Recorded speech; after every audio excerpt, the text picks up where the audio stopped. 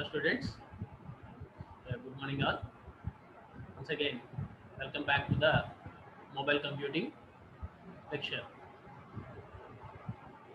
As we discussed earlier in the previous lecture, this is specially made for the MCQs because some of you guys did some mistakes while writing the assessment tests. Someone scoring very less marks in the assessment tests. I'm repeating here and I'm explained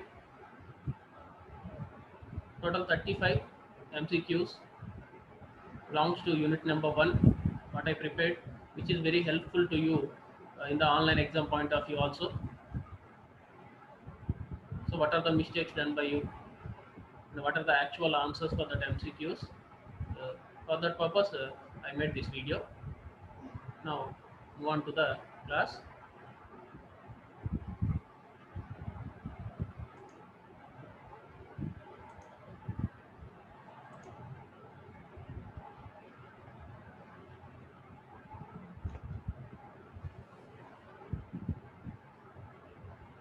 These are the questions what I prepared for the assessment test.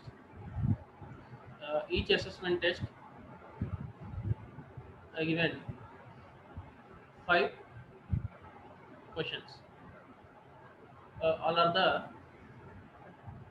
MCQs.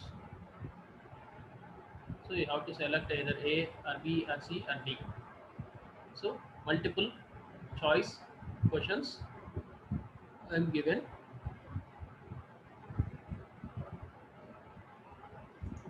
So I am explaining here what are the answers for that questions and why we have to select that answer only and what are the mistakes did by you.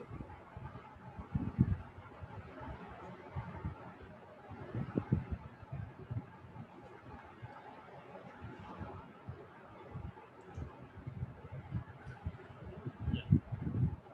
Now in the assessment test 1, which is related to the video lecture 1. So all the assessment tests we prepared. So whatever the questions I'm given, all are related to the that lectures topic only. For example, I'm given 5 questions for the lecture 2. The answers of those 5 questions, if you listen that lecture carefully, automatically you can easily write the assessment test. In that manner, for every lecture, we made 5 questions as an assessment test. In the part 1, assessment test 1, which is related to the video number 1. What are the first question? What are the drawbacks of mobile and wireless devices? So that means limitations and drawbacks. What are the drawbacks and of mobile and wireless devices? Here I'm given for every question I'm given 4 answers. So you have to select one. That is smaller keypads, consume more power, battery drain out very fast. And fourth one is all of the above. Someone selected only one in this either A or B or C, but the actual answer is all the above. So smaller keypads is also the drawback of mobile computing. Consuming more power is also the drawback of mobile computing.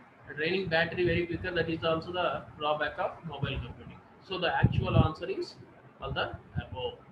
So someone just selecting A, someone just selecting B, someone just selecting C.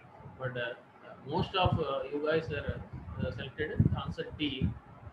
That is all the above. Smaller keypads consume more power and batteries drain out very faster.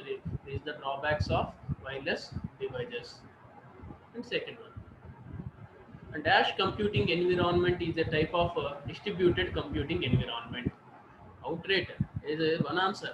That is, mobile computing environment is a type of distributed computing environment. That is a sharing environment. So very few members are did mistakes for this question. Most probably 90% of people are selected mobile. Mobile computing environment is a type of distributed computing environment. Very few members are selected cluster, cloud, and grid. Now the third one. Dash is required to transmit digital data through certain frequencies by uh, translating into analog signal. So already we discussed this topic in the lecture one, video one. In the mobile communication, there is a possibility of transmitting signal in the two mediums, that is guided transmission medium and unguided transmission medium. In unguided transmission medium, we are using antennas and the modulation functions. uh, just you recall, antennas and modulation functions we are using for the unguided transmission media. So it transiting into analog signals. So the accurate answer for this is modulation. So no demodulation, no BSPK, and no QPSPK. So the actual answer is modulation. So the unguided transmission media in mobile communications. Now, fourth one. When the 2G communication entered into the market. So second generation. Uh, this is also we discussed in the unguided transmission media. So first generation there is a only possibility of voice communication, and the second communication there is a possibility of a voice along with text, which is entered into the market in the 1988. That's what we already discussed in the unguided transmission media in the video lecture 1. So second generation are entered into the market in 1988. What is the support data rates of fourth generation? That is, for first generation only voice, the second generation voice along with the data, in the third generation with 100 kbps, and coming to the fourth generation, that the support data rates are increased up to 100 mbps. 100 mbps. So 100 mbps is the actual answer. So 100 kbps is for third generation, and 100 mbps is for fourth generation. So these 5 bits are assessment test 1. Here in the assessment test 1, all the bits related to the video lecture 1. Coming to the assessment 2. In the assessment 2, we discussed the services of GSM and layers, basic reference model we discussed in the lecture 2. So all the bits related to GSM services and the basic layer architecture.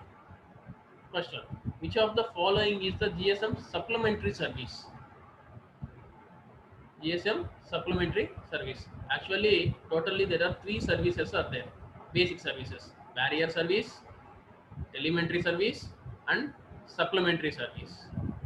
Okay, here emergency call forwarding is belongs to the supplementary service. So which of the following is the GSM supplementary service? So call forwarding is belongs to the GSM supplementary service. So emergency number belongs to the category of telemetry service. So tele service. Emergency number belongs to the telemetry service or tele service. And multimedia application is also the telemetry service. SMS is also belongs to the telemetry service, tele service. So remaining 3 A, B, C, D are GSM tele services under the category of GSM tele services. So call forwarding option only, call forwarding, group calling, all these are belongs to the GSM supplementary services. Next, GSM is used by GSM is used by over 850 billions, over 800 millions, over 700 millions, over 900 millions. The actual answer is over 800 millions. So GSM is used by over 800 millions and 190 countries. The GSM introduction we discussed. So GSM is used by over 800 million people in more than 190 countries. So the actual answer is over 800 million. Next, third one. GSM stands for Global System for Mobile Communication. Global System for Mobile Communication. So 90% of people, you guys are choosing correct answer. If a few members are selected global synchronization, someone selected global subset, someone selected global solutions. The actual answer is GSM stands for Global System for Mobile Communications. Next, GSM system comprises of how many subsystems? We discussed many times in many videos. GSM comprises of three subsystems. That is radio subsystem, networking subsystem, and operation subsystem. RSS, NSS, and OSS. These are the three subsystems. So GSM comprises of total three subsystems: OSS, NSS, and RSS. Radio subsystem, network subsystem, and operation subsystem. Next, how many basic services are provided by the GSM? So, as we discussed in the first bit, total three number of services: barrier service, tele service, and supplementary service. Total three basic services are provided by the GSM. So, telemetry service, supplementary service, and barrier service. These are the three services provided by the GSM. Total these 5 bits are related to the video lecture 2. Now, assessment 3. In the video lecture 3, exclusively we discussed only the GSM architecture. Because that is the importance of GSM architecture in the unit number 1. So these 5 bits are only related to the GSM architecture. First bit, dash subsystem is the heart of GSM. Dash subsystem is the heart of GSM. Radio, network, mobile, and operation. Actually, there are only three subsystems: radio, network, and operation. And just given mobile, very few funny fellows are selected mobile subsystem. The mobile system is there in GSM architecture. So if you watch the video lecture 3 properly, I think I feel those who are selected the mobile were not following the video lectures well.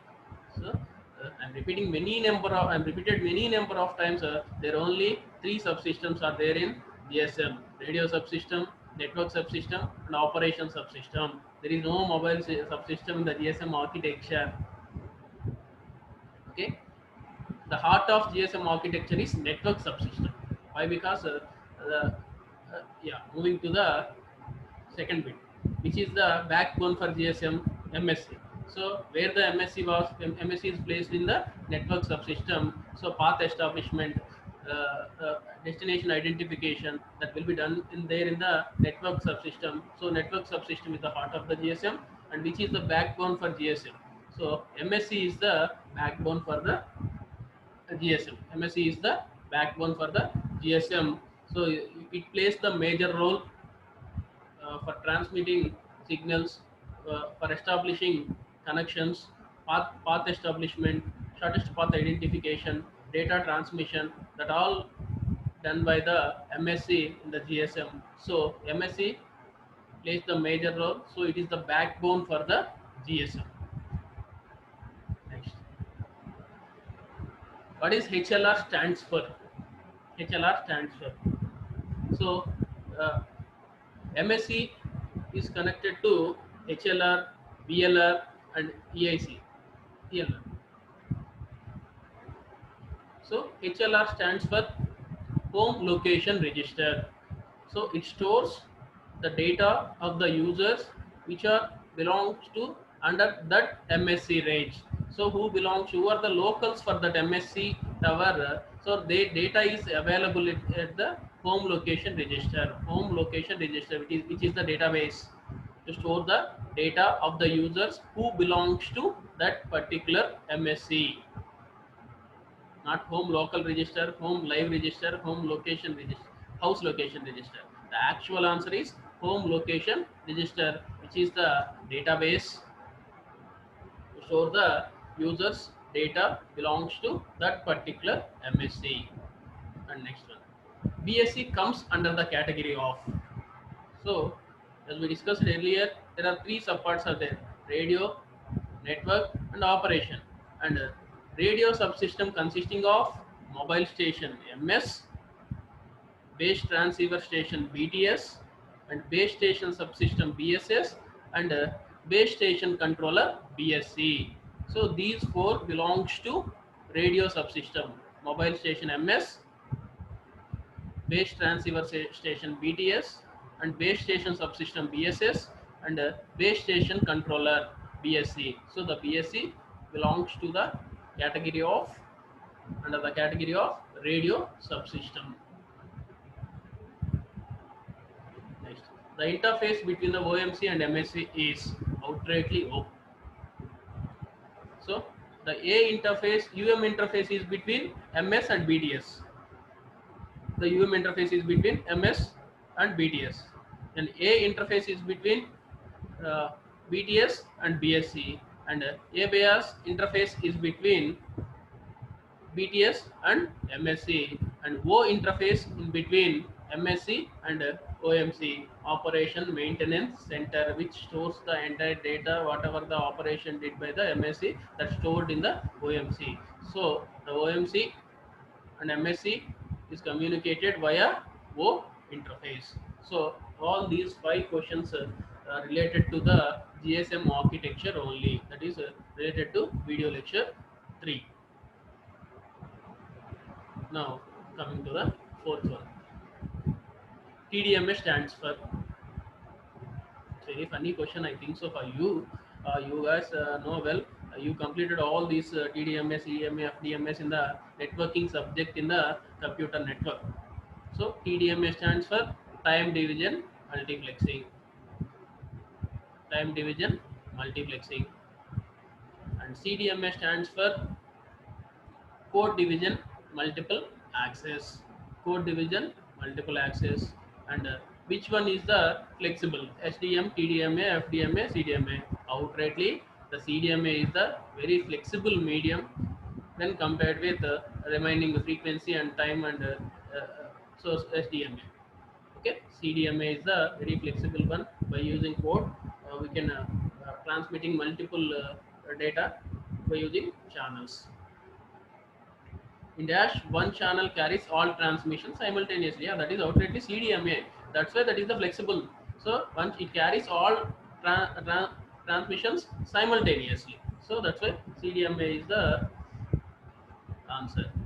And next, in which the time is divided into unique time slots that are fixed patterns, that is TDMA. So time division multiple access.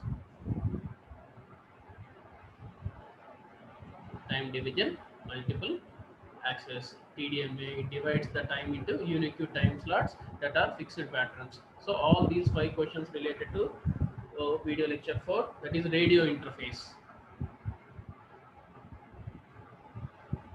And assessment 5. These bits are related to video lecture 5. So the GSM aims at maximum handover duration of, so how much handover duration we have? Just only 60 microseconds. So within 60 microseconds, it has to hand over signal to one tower to the another tower. So I'm already discussed it in the lecture. For example, you guys are traveling in a car, traveling in a bus, or traveling in a train. You are using mobile. So you are talking with some other by using mobile. So you are moving from one tower range to another tower range. You are past. You are moving from one tower range to another tower range. So it has to automatically connect signal from one tower to another tower automatically. So how much time duration it required? It required 60 microseconds for connecting signal from one range to another range. Otherwise, you guys are facing problems like call drop, call cut. So those are the different problems arised.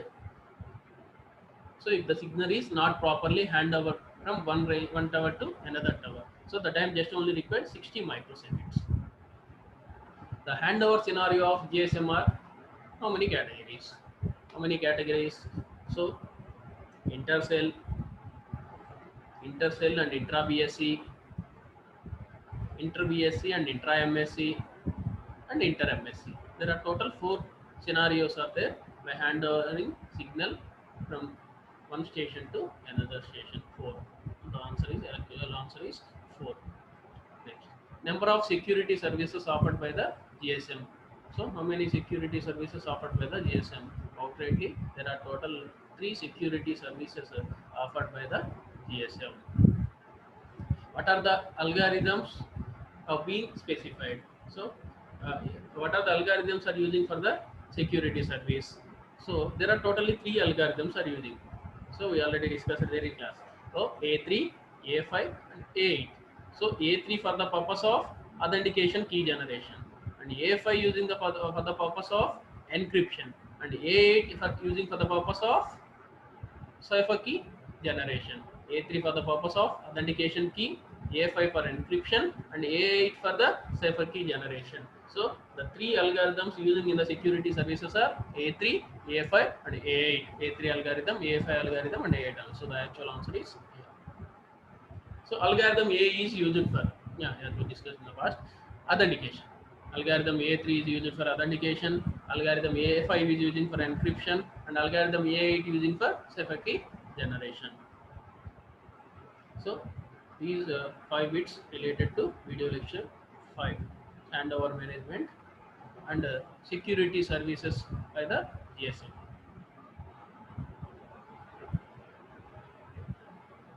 Coming to the assessment number 6, that is data services. So in the lecture number 6, we discussed data services. So what is HSCSD? It stands for High Speed Circuit Switched Data. So 961 bits of data per second is transmitted by using HSCSD. The downlink is greater than the uplink. So downlink speed is greater than the uplink speed. It is using wide communication channel for transmitting the data.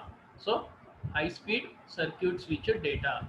And the second one, to overcome the problems in the HSCSD, so ETSI designed GPRS, that is packet based data transmission. So GPRS stands for General Packet Radio Service. General Packet Radio Service. And GSM is also known as GSM IP. So GSM, Global System for Mobile Communication Internet Protocol. GSM IP. GPRS is also known as GSM IP. The GSM specifications are written by the, so who discovered these GPRS? Who write the specifications of GPRS? The ETSI, European Telecommunication Standard Institutions, are the one for GPRS. Who owns GPRS? ETSI. Benefits of GPRS is higher data rate, easy billing, both A and B, none of the above. Actually, these two, higher data rate and easy billing, are the benefits of GPRS. So the answer is both A and B. Both A and B.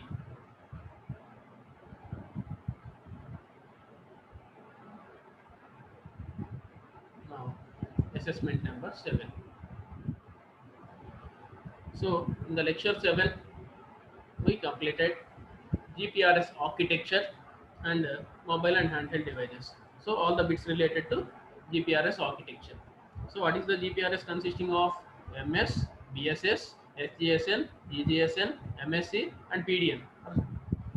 Okay. GGSN stands for Gateway GPRS Support Node. Gateway GPRS Support Node. What is the SGSN stands for? Serving GPRS Support Node. Serving GPRS support node. And GPRS stands for, already we discussed about this, General Packet Radio Service. It's a repeated question. Next, major role played in GPRS is SGSN. But I am giving marks to those who put answers SGSN or GGSN. So, but the accurate answer is SGSN. So, GGSN is also the answer, but the accurate answer is SGSN. What are the characteristics of GPS? Mobility, EBDC, and localization. So all of the above, all the above. So mobility, immediacy, and localization, all three are the characteristics of GPRS. So these 5 bits are related to the GPRS architecture. GGSN, Gateway GPRS Support Node, SGSN, Serving GPRS Support Node. GPRS stands for General Packet Radio Service, and major role played in GPRS is SGSN. If you observe, actually, I placed a right answer at the first place for each bit in this last assessment. And in the assessment 8, I am repeating some of the bits in these 35. And now in this assessment 9 also, I am giving 5 bits in this 35 only, in these 35 bits only. So I hope all of you scored 100%, 5 out of 5 in this assessment test 9. Okay, these are the bits which is helpful to you for your online examination pattern also. Okay, I am giving all the bits which is related to the video lectures. So these are the basic and medium level bits what I given in the assessment tests.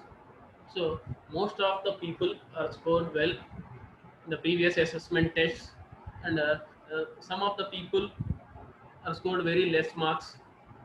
If you are listen the video lecture, automatically you can easily gain 5 out of 5. But now I hope all you guys scored 5 out of 5 in this last assessment test related to unit number 1. I'm again repeating, I'm given the 5 bits from these 35 only. Okay, so I hope you guys scored 5 out of 5 in this last assessment test. Okay, this is the complete in per unit number 1. Okay, thank you all of you.